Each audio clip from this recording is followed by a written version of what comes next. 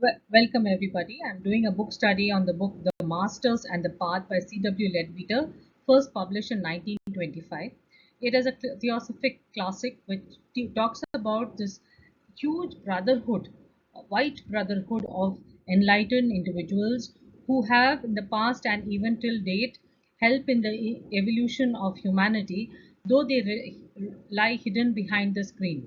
So most religions have been started by such enlightened people and who had questions for who had answers for the questions that trouble us, and these are the people whom we call masters. Many of these masters were incarnations of the same entity. As per theosophy, the current bodhisattva, called Lord Maitreya, who is a religious teacher of our times, was once upon a time Vyasa, who wrote Mahabharata, Hermes Trismegistus, Zoroaster, who started Zoroastrianism, Orpheus, who taught with music, Gautama Buddha, Shankaracharya, who established the four muds, Krishna, Somkapa, and Jesus Christ. Maitreya's disciples too were great teachers like Nagarjuna, Arya Sangha, Ramanujacharya, Madhavacharya, Pythagoras, and even Muhammad, the person who started the Muslim religion. All religions are based on similar moral code of ethics. Tools have always been given on how to train the mind to function in such a way as to reduce the negative impact on our lives, with teachings of cause and effect or karma. Teachings of accessing a higher level of consciousness inside each of us has always been there. But the question that comes up is, who are these masters? Were they human? Do they still exist? As per theosophy, these group of people are called the White Brotherhood, who keep incarnating and pushing the nature of man ahead. Unfortunately, in the exoteric or outward traditions of these religions, the esoteric or inward side was missing, and people tend to follow traditions out of fear rather than understanding the reasons for it. So in the right, you see a picture from the Jain tradition which shows the ascension of man to a higher, better mortal until he has become more and more holier, and so holy that he has almost reached the divine plane when he is ready to step out of the human evolution. So this kind of a thinking has been there in many religious texts. Now, Theosophical Society was the dream of Kuthumi and his master brother Master Maurya, who were the two people behind starting the Theosophical Society. They were the ones who inspired H.P. Blavatsky and Colonel Olcott to start the society. They were living in Tibet at that time and in the 19th century. And about them, their home was in a ravine. A drawing had been made of their home. Here you find this on the left side is the home of Master Maurya, and on the right side, mountain slope behind it, is the home of Master Kuthumi. So this ravine in Tibet has some underground caves. You see here in the picture on the left side corner, the semicircular entrance to a cave. This cave is supposed to be containing the history of every human, every creature that ever existed on earth. It has the living image of such creatures or such beings inside that great library. So that is something. Now, what is unusual or different about what has happened on earth with regards to our Buddha? As you know that our Buddha is one figure which comes out as the first person who had got enlightened or reached nirvana. Now, according to theosophy, nature on its own does not evolve to higher and higher levels. For example, if nature did evolve, if elephants who've been there for millions, eons of years, would be today able to read and write. They are not able to do that. Why is that? Because there is a certain pattern that has been established by nature beyond which, unless there is some intervention of a divine order, it is not able to progress. Now, this divine intervention came on earth 5.5 million years ago, during the time of the Lemurian race, and this intervention came in the form of four people who came from the Venus evolutionary chain. There, they were advanced human beings. Sort of that the first and the highest among them was called the Lord of the Flames or Sanat Kumara. The other three were his disciples, who are called Pratyeka Buddhas in our system, in the system. So, what is unusual here is that our Buddha, who was our India, the Earth's own product, human product, he had risen to this level of those three disciples of Sanat Kumara, the Pratyeka Buddhas. He was the first person in humanity to reach that high level.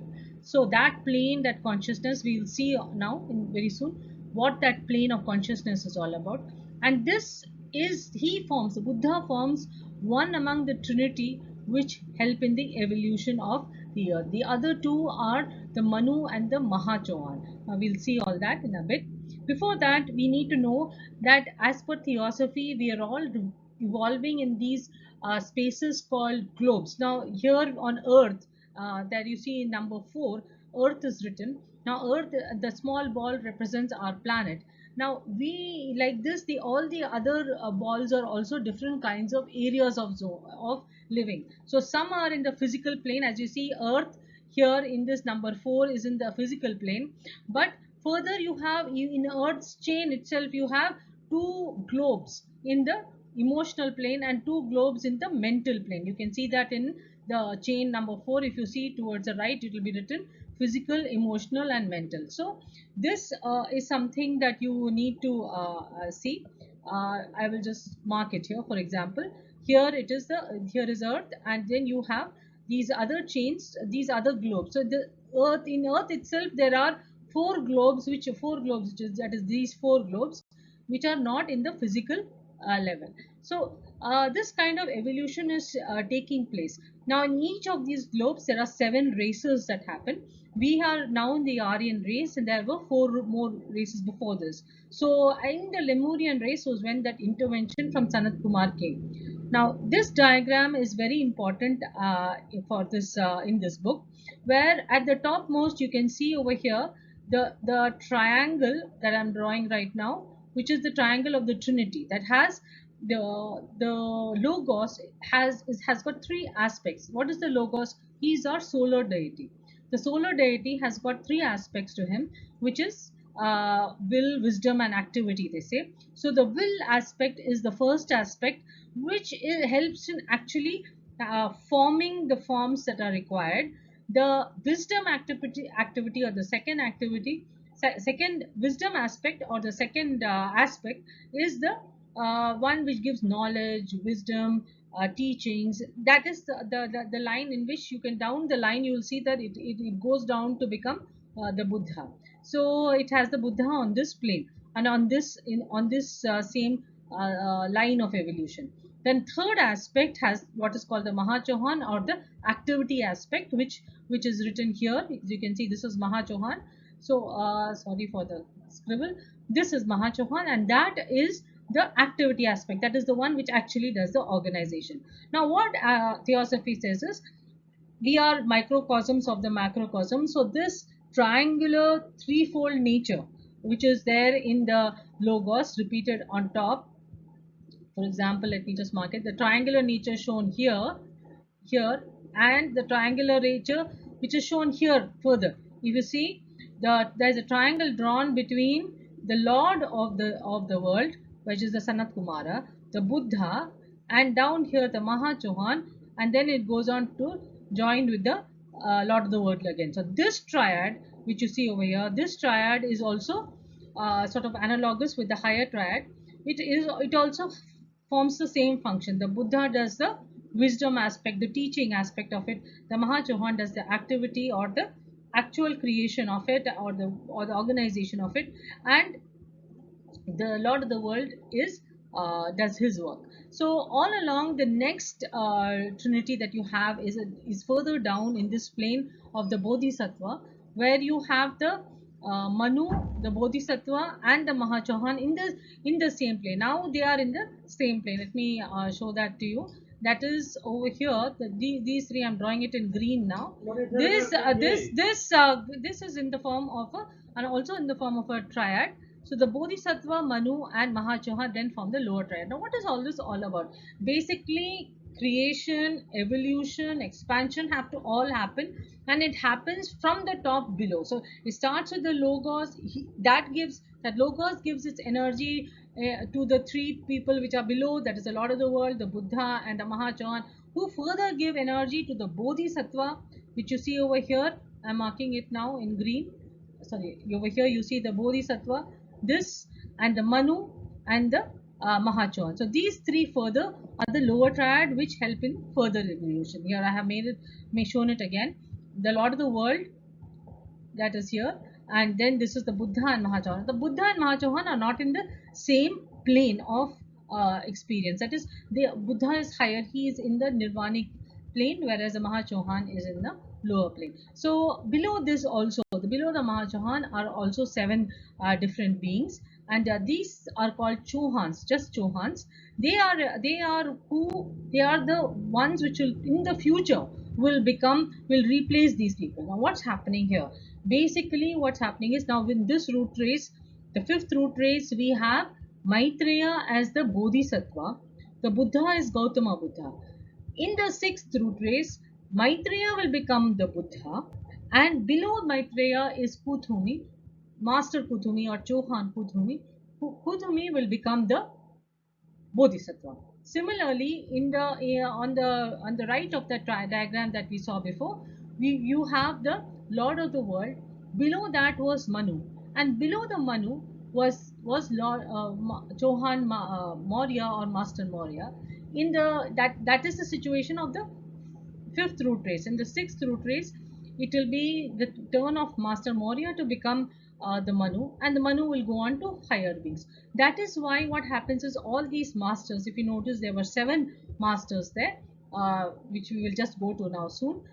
That all those masters take on pupils. That's why they call masters. They take on pupils to teach, so that tomorrow when they go on to higher jobs, or more, they expand and they go progress to something higher than their work, then somebody will come to replace them. So this is the reason why we have all this teaching and all this work going on. Now, like I already said, the Buddha has that very special thing, that he was the first of humanity to have finished the human evolution to go to the next stage. The same, whatever I'm explaining, is also shown in this diagram. Here you can see the top triangle. This top triangle is showing the Lord of the world, the Buddha and Mahachohan, who are the three people who at the higher up level do the evolution. Lower down, Lord of the world is represented by the Manu, and then Buddha is represented by Bodhisattva, and the Mahachohan, both are same. This Mahachohan and this Mahachohan are same. So in this book, this matter of these triads have been shown in this manner, that you have the king, or king means the Lord of the world. Then you have the Buddha and the Mahachohan as one triad, and you have the Manu who represents the king, and you have the Bodhisattva who represents Buddha, and the Mahachohan who's common to both in another triad. So just to show that in this case the king is in a higher plane, Buddha is in a lower plane, Mahachohan is an even lower plane, whereas the Manu, Bodhisattva and Mahachohan are in the same plane. So this is a small explanation. So you can see now why this diagram has been made this way, what these lines represent. What, for example, you can see clearly that the Bodhisattva, the Buddha and the Mahachohan, let me mark it again. Yeah, where is it? Yeah, here, this is the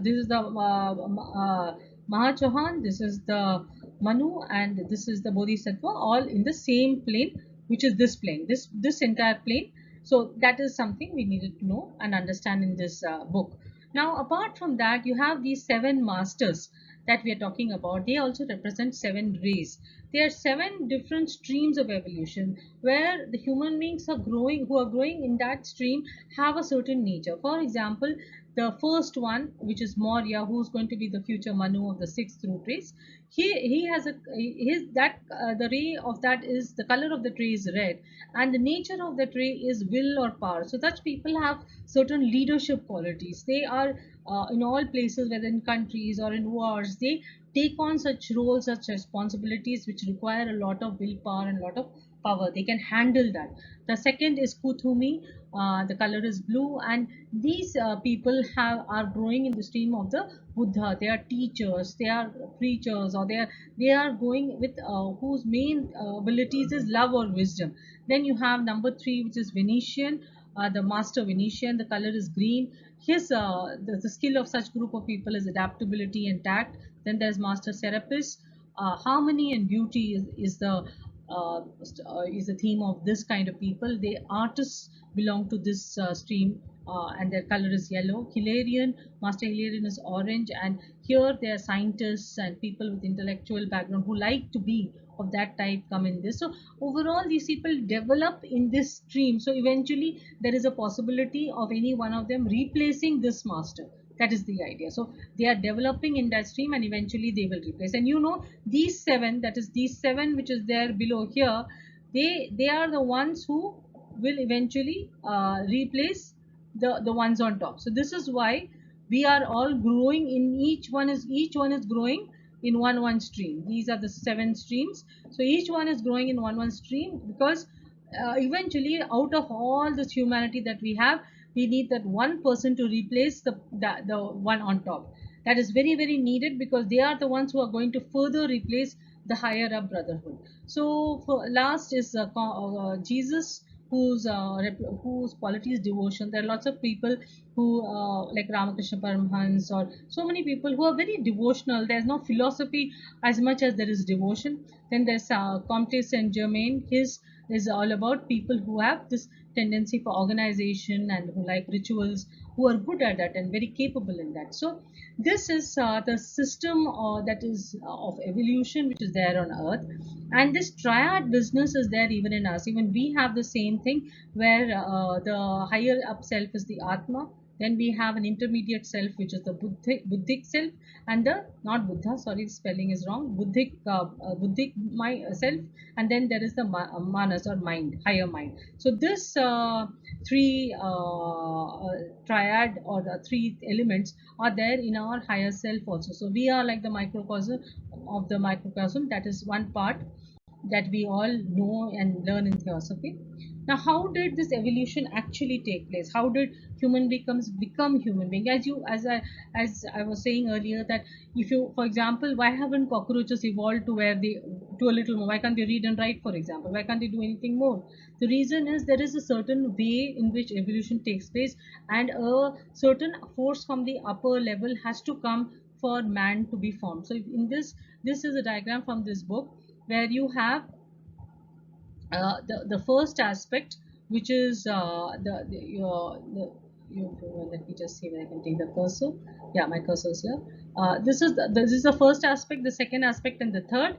The third aspect, which is this one, is the one which forms all the planes, all the seven planes of existence, from the physical, astral, mental, buddhic, atmic, nirvanic, all of them, anupadak and adi planes. This third aspect forms these seven planes. Then the second aspect, which is this one, it goes down and makes the forms, all the forms of these seven planes. It creates all the forms until it goes around and goes up to a point where it reaches the lower mental.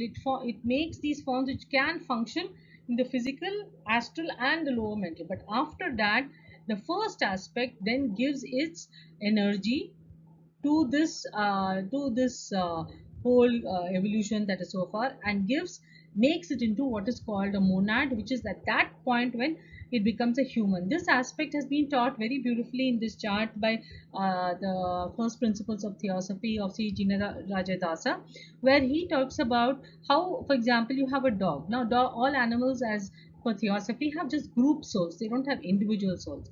Now they have this group soul, and then they are with some owner, and over time what happens is their mind starts developing like they develop certain qualities which is there only in that dog. Maybe because now that particular dog may develop a deep love for its master, and that particular this is this I'm showing over here, that particular dog may develop more human like nature. So what happens is, in its next birth, it will then become a primitive man.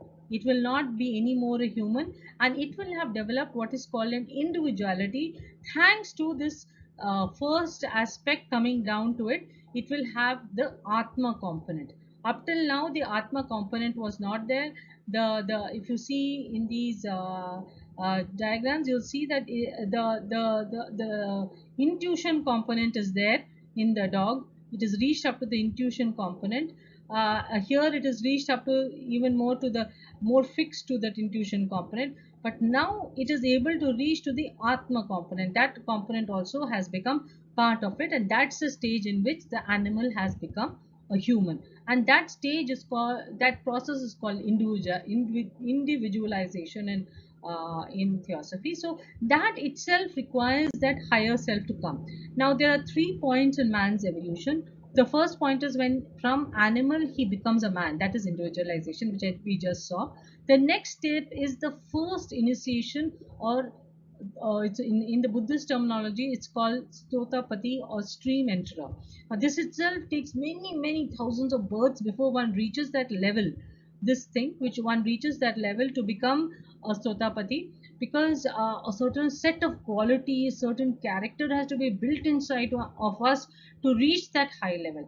So the first initiation is Sotapati. After that, an average of 7 more births is required before we reach the fourth initiation. So an average of 7 births for the second and third initiation. In the Buddhist terminology, after Stotapati is the Sakatagamin, or one who will return back only once. Anagamin, who will not return back. That is the third initiation. The fourth is called Arhat. After that, from the fourth to the fifth, another 7 births will take before he reaches the even higher plane of Aseka or Jivan Mukta is the Indian system. In the theosophical system, they call it adept. That is in the Hindu system, it is Jivan Mukta. Further up is the sixth initiation or Chohan. This is the level at which the masters whom we know as Master Maurya and Master Serapis and all those lists of masters that we saw along with Master Kutumi, they are in this level of evolution. Further up, after this, depending on the ray, on their capabilities, they go on to become bodhisattvas, manus, or mohachahans, and other or our own evolutionary scheme. So this is the main idea of evolution. So in all this, what is extremely special is that the Buddha was the very first person, the very first human from our system of evolution. Remember, the Lord of the world and his 3 disciples were from the Venus, from some other evolutionary system. But Buddha was the first human from our system to have reached that, broken free, and come out of that whole evolution of man. And now he does not have to take rebirths in as man, but he never gave it up. He remained to be a teacher for humanity, and every year he made a promise that he will come down to earth in the Vesak Valley in Tibet during the Vesak festival, which is a full moon day in the month of May. So this is on your right, the Vesak Valley, and this is a artistic image of what it may look like if the Buddha were floating in that valley with his entire aura. And this image has also been drawn in this book in the beautiful 2-page print, in which you see the aura of the Buddha himself, and he looks like a young man, and he comes with this beautiful aura of brilliant colors of ultramarine, yellow, crimson, white, scarlet, all of them in these, this is a cross section of his aura. This comes out like in these circles, like rainbow form, but and after that, all these colors come out in the form of rays. So if you see these things over here on the right, these are all rays that are coming out. So these rays are all of different colors mixed together. So this is the scheme, and this is the beauty of during the Vesak festival, when even all the Great White Brotherhood people also come, and so do the normal people. These are all the down here are the normal people, the lay people, and here is the White Brotherhood who makes certain formations before the Buddha comes. So this is also beautifully explained what happens in this very short time that the Buddha actually comes once a year to earth, even till date.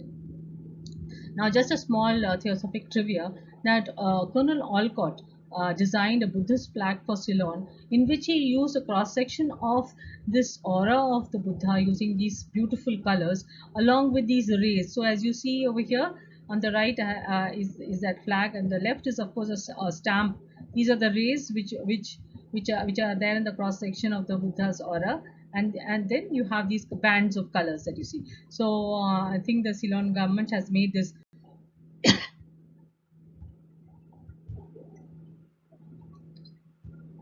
stamp in honor of the Colonel Olcott.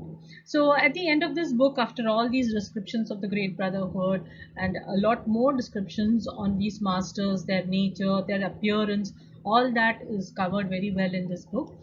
You can detail out. What I mainly wanted to explain was this hierarchy and how they function and how each from the lower level each gets promoted, and why this whole scheme of training new disciples is necessary for evolution. It is not something they do out of charity. It is something very necessary for evolution. They need people, qualified people, to replace them while they continue to grow.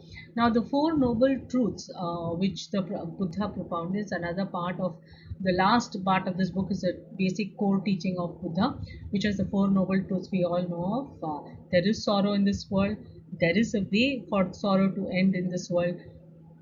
There's a reason for the sorrow in this world. There's a way for the sorrow to end, and the way of ending that sorrow is the eightfold path of, or the noble eightfold path, it's called. So here you have, the eightfold path. If you look for in Google, you will find various combinations. You wonder which is the right combination of eightfold. So I would stick to this theosophical eightfold path words as the authentic words. So here the first one is right belief or right knowledge, which is very important. It's sometimes called right view also. Why? What is that? That you have to know that what are you, what is the scheme of evolution, what is this whole world all about. We swimming in this tiny blue planet, which is just like a pepper in front of. If the sun was the size of a football, we are the size of a pepper, and our solar system is the size of a football field. That's how small we are. In that, what is this whole suffering, all the pain from young to old? We have so much suffering that we all face. What is the purpose of it all? It must be having some meaning. So unless we have the right knowledge, the right way to look at it, we will not be able to get on with our lives. So what the Buddha says, the words are very nice. He says that you must know these three things: that only upon the path of holiness and good living that one can finally achieve perfection. Now that's number one. Number two, in order to attain it, that is the perfection, a man must move through many lives, gradually rising higher and higher.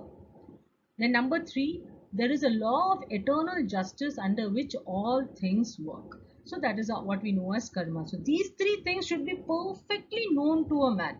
That I have, my problems are there for me to rise above this, and that there is eternal justice. So I must not do anything. I must not think that I can get away with doing something wrong. So this is very important, right belief.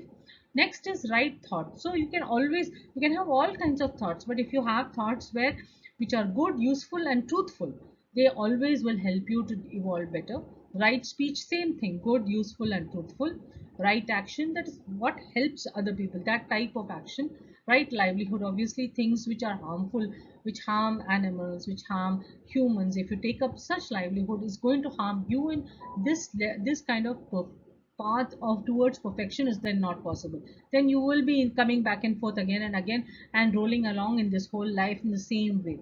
Then you have right effort, which means that it's not just enough to not do evil. It's not enough to just cease to do evil, as the Buddha says. You also have to learn what good to do. So that again requires you to think. So you have to put an effort to think what is the good that you need to do. Then right remembrance or right mindfulness. What does that mean? It means that you must remember all these things. It's not enough for you to just now hear it and then forget about it and think about something else and do something completely opposite to what these eight things are saying, asking you to base your life on. So the right remembrance or right mindfulness, and the last one is right meditation or right concentration. So the right way to calm your mind, not seeking some unusual powers and some astral inner, some kind of capacities or siddhis, not seeking that, but focusing on your trying to reach your own intuitive levels, your own higher self, so that that is able to function through your lower self. So this is it for path, and thank you so much for listening. I hope this whole thing was useful, and hope you will read this book to get more information yourself. Thank you.